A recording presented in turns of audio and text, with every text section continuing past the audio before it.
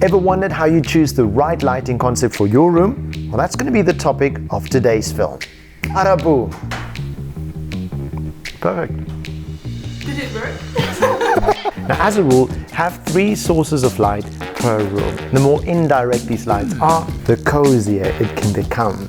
Ooh la la. Now, where do you position these lights? For one, you can say in the ceiling.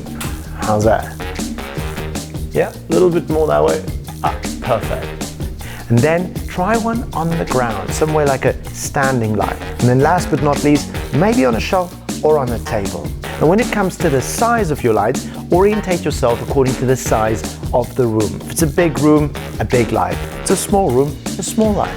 And then the shape of the light according to the shape of your furniture. A long table, a nice elongated light. A round table, you know what I'm getting to. There's one exception to the rule, and that is if it looks good, just do it anyways. Now that you can shine bright like a diamond, go and be creative. Let your little light shine. Bijon, are you done by now, mate?